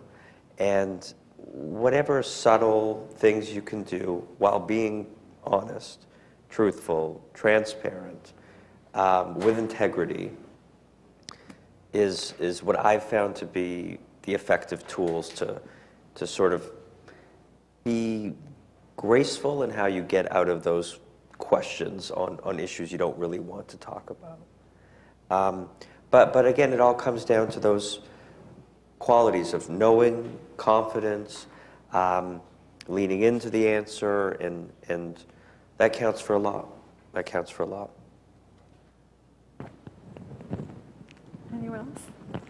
Thank you. So it sounds like it comes down to a lot of mindset and what we tell ourselves and prepping ourselves for different situations. Rachel, did you have a question? Oh, yeah. So I wanted to pick on a point that Jennifer made about everything going out the window when you're stressed. And I wondered if the panel could comment on any strategies that you have for remaining cool, calm, and collected when a crisis hits, or something's going on in your personal life and you're really stressed out. What do you do to make sure that you still come across confident, even though internally you're not? Yeah. May I jump in on that? I've dealt with pretty awful work-related crises where the principal you're working with is in an uncomfortable place. Being asked to drop out of a Senate race by a former U.S. president is not a fun place to be. Having legal issues with the Department of Justice is not a fun place to be. Not everything is knowable. That's what I've come to understand. It's going to be a very long process. that early moment when it's happening is crucial. To be at your most measured, at the calmest you can be, where you can think clearly, talk effectively, show the confidence that you want to show. It's very easy to get worked up and go to the what ifs and the what ifs, but it just doesn't serve you in that moment. Maybe at the end of the day when you're home alone, you can go into that place, but you're not useful to yourself, to your team, to your principal, to the cause, you name it. When you start to get worked up verbally, your face gets all flushed, whatever it is. So it really does require that exhale approach to the situation, and then you'll deal with it. Whatever comes, you'll deal with it, or you'll try to get ahead of it. But you can only control what you can control, and go forward from there. That has been my approach. I'm pretty good at compartmentalizing. You know, I always like to think, you know, it's not the compartmentalizing where I'm in denial. Like, I know that box is there. I know that stressful thing is happening, but it's going to go into that box, and I'll deal with that later when I can deal with that. And this is the box that I'm in right now, and this is how I'm going to deal with it, and this is who I'm in the whatever the problem is that I'm working on with these individuals, and I'm going to focus on this one right now. And as a mom of 3 and a mom who does have health issues, there are often lots of things kind of picking at you, and it's just a matter of knowing, like, but this is where I'm at this moment, and I will stop and I'll take a look at that, and I'll take care of that in the moment as I need to, and giving yourself the permission, I think, to do that as well, and enjoy whatever it is you are. But I think it is also keeping the calm demeanor, not getting riled up. If you find that you are, you know, take a break, take a walk, take a breath, and then bring it back down so that you can be that kind of calm, cool, collected, tap into the best of your problem solving in that moment. Also not being afraid to tell people if you are frustrated or you're having a hard time, and you can also let people know that you've got that. This is hard, a lot going on, this is a tough thing, but we're gonna, you know, get through it and acknowledge it as well, I think is good. I don't know what Dr. Nugent would say about this one, because I've definitely, I will try to, what you just said about take a break, you know, take as much space as you are given in that situation. So there may be a situation where you can actually get up and go to the restroom and come back and kind of calm yourself down, or you can go get a glass of water if it's a meeting where there's food, or so I will take as much as is given to me. But there may be cases where I've taken actually too much. Like that, I can think of a specific case where I walked out of a meeting at a certain point and it was not appreciated. So you want to think about how, I don't know how you measure how much space is being given to you. Do you have any thoughts on that? One of the exercises I for myself and then with clients is I say a 7-second vacation. And the magic of our breath, because one of the things we know is that when we are triggered, the oxygen goes, we go into a fight or flight mode, and one of the things that happens to our oxygen, it goes away from our brain. And so at that moment, thinking out of difficult situations, thinking becomes difficult. And so you've got to re-engage the breathing. So I just say, is, you know, 1 second to make sure your feet are on the ground. As soon as your feet are on the ground, you're connected. Breathe in for 3 seconds, breathe out. That's simple. But it's just to get in touch with the breath can be magical. And I just wanted to share a parting thought on this idea, which is confidence has come up a lot in today's conversation. How many of you out there have been told by someone, a teacher, a boss, a colleague, that you need more confidence? I have a love-hate relationship with confidence. Here's the reason. It's really important. It's expected of us. But it's something that we only acquire through experience.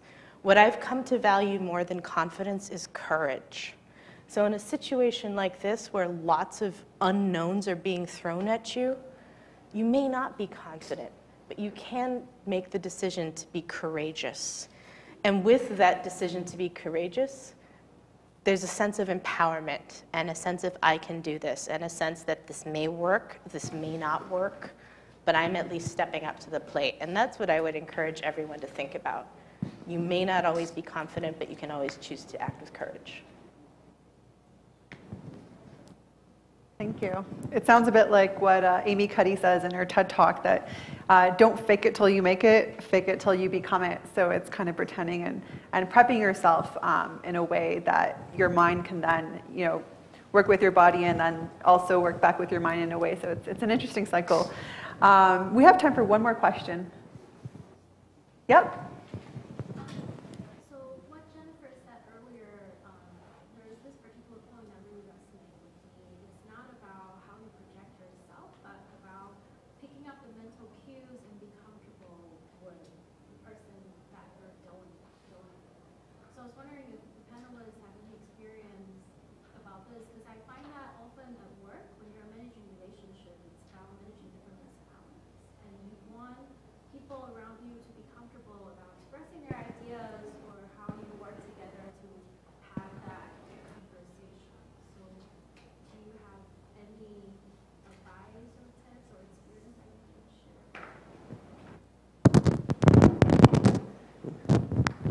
With getting people to open up is the kind of the question, and to engage. So not necessarily about, yes, it's about projecting confidence, but it's also about like finding that comfortable space that the person that you're dealing with is like that common space. Yep. So, go ahead. What we do, at McKinsey, actually, we do this in particular a lot. It's called problem-solving sessions, and you are expected, even if you're the leader in the room, that part of what you're doing is making sure you actually do hear what's in there. So it is part of every conversation where you are looking to see, is someone engaging or not, and if they're not engaging, making sure you give them the space to do that, and encouraging that to happen. And so it can be as simple as that. If you're the one in the room that's kind of opening things up, it's acknowledging the different personalities that are in there too, right? And finding what's on their mind. And if they're not, if it's a client situation and they're not opening up and you do sense something else is happening, finding out the right way to get to them. And sometimes that might not be you doing that. It might be going off and talking to one of your colleagues and saying, I'm sensing something is happening in the room. We're not really hearing, there's an underlying agenda that's going on. I'm not sure what it is. I think you have the better relationship with that person. Maybe you want to go offline and try and elicit that out. And then probably by the next time you all come together, there's more space for them to engage. I think it's more of being aware of and noticing that it's not happening, that somebody's not really kind of giving you all of their thoughts or all of their ideas or there's other agenda, recognize that it's happening, and then finding a way to address it, whether it's right there in the room or afterwards, and encouraging them. I think there's also something that comes up in some of the trainings that I've been through recently about asking questions and making a shift from feeling this thing of what am I projecting or what do I have to say or what is the answer, versus asking questions, really listening and sensing what people have to say. And they get that signal then, and you will see most people will open up more, and you will find actually you may have to do less. So sort of less pressure on yourself of what you need to do versus how to elicit and what those questions are that help them open up. Okay, well, thank you so much. I think that's it for questions.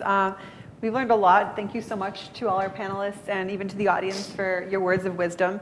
I think the key takeaway, or some of the things we heard around were like, don't be so hard on ourselves, especially as women. Take that out of the equation, and especially in professional roles. Sometimes when we focus on the fact and tell ourselves we're women and we're, we tell ourselves stories, and that can actually affect how we show up. And at the end of the day, your presence is your impact as a leader. And so it's important to be fully present.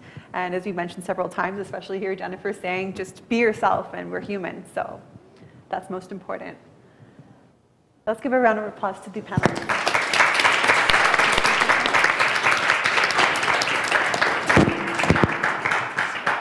Yeah, thank you guys. Thank you, everybody. Thank you to our panelists, to our moderator, and also to Dr. Nugent. I think Rachel and Dara have some small tokens that will be handing out to you guys as thank yous. But while I still have your attention while you're here, just a couple of really quick reminders from what Rachel and Dara mentioned. We do have a power lunch on April 19th with SCICE alumni Lori Fitzpagato. She was the only female partner at the Livingston Group, so that should be really great. You can purchase your tickets through the SWAN website. And also, it's a great way to stay connected with SWAN. Going on the website, you can access our newsletter that way and listen to our podcast, so please do check out the website. And then finally, we're looking for someone to join our marketing team. So if you have background or experience with marketing and want to get involved in SWAN, definitely reach out to Dara and Rachel and see how you can potentially get connected with that. But thank you everyone for coming to our event, and I hope you learned a lot. I know I certainly did. I hope everybody has a great evening. Thanks.